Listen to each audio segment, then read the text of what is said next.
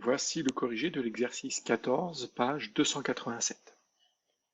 Donc ici, on nous demande d'appliquer la loi d'Ohm. Mais on contourne un peu le problème, c'est qu'on n'a quasiment pas d'énoncé, on a juste deux questions et une photo d'un montage avec un zoom sur les multimètres. Donc ici, il va falloir réussir en fait à décoder et à trouver un maximum d'informations à partir de cette photo. Donc on me demande de rappeler la loi d'Ohm, on me demande de simplement citer du cours et de calculer la résistance de ce conducteur ohmique. Donc la loi d'Ohm, c'est la tension aux bornes d'un conducteur ohmique est proportionnelle à l'intensité du courant qui la traverse, donc qui le traverse, pardon.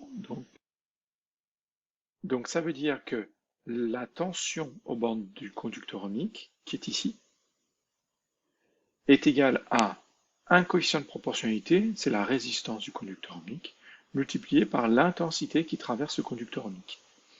Donc il va falloir finalement, pour calculer la résistance du conducteur ohmique, c'est-à-dire calculer R, il faut que je connaisse la tension aux bornes du conducteur ohmique et l'intensité du courant qui traverse le conducteur ohmique. Donc j'ai deux valeurs à trouver. Ça tombe bien, il y a deux appareils sur la photo, deux multimètres, donc multimètres qui permettent de faire plusieurs mesures, et ils peuvent être utilisés en tant qu'ampèremètre pour mesurer l'intensité du courant, et en tant que voltmètre pour mesurer la tension électrique. Donc le tout est de retrouver quel appareil mesure la tension, quel appareil mesure l'intensité. Donc on a des informations qui vont nous être données, donc c'est ce que je vous dis ici, donc pour calculer, il nous faut la tension et l'intensité.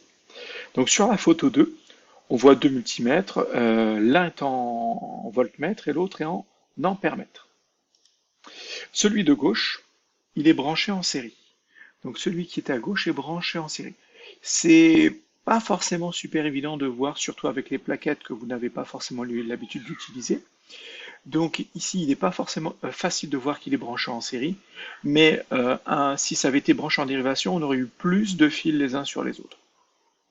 Ensuite, si je vais voir le calibre, là, cette partie de la photo est un zoom sur le calibre, il y a marqué 10A pour 10 ampères. Ça veut dire que c'est un calibre d'une intensité. Donc oui, ici, c'est bien un ampère-mètre qui mesure une intensité. Autrement dit, là, le 0,12, c'est l'intensité du courant. Ici, vu que je suis sur le calibre 10A, l'unité est l'ampère. J'aurais pu avoir des milliampères sinon. Donc maintenant, j'ai trouvé donc l'intensité du courant, 0,12 ampères. Ensuite, celui qui est à droite, le multimètre qui est à droite, il est branché en dérivation. Là, si on regarde bien, on peut le retrouver. C'est qu'on a le fil rouge qui est branché sur un fil bleu, et ce fil noir qui est rebranché sur un fil noir. Donc là, on est bien branché au-dessus d'un appareil et ces deux fils vont bien au multimètre. Donc on est bien branché en dérivation. En plus, on est sur le calibre 200 volts. Donc ici, c'est bien le voltmètre. Ça veut dire que la tension aux bornes du conducteur ohmique, R, sera de 1,3 volts. Donc maintenant, j'ai la tension, j'ai l'intensité aux bornes du conducteur ohmique et qui traverse le conducteur ohmique. Donc je vais pouvoir calculer R.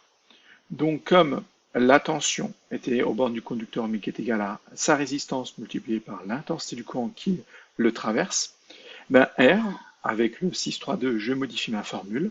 R, ça va être égal à la tension du conducteur, aux bornes du conducteur ohmique divisé par l'intensité qu'il traverse.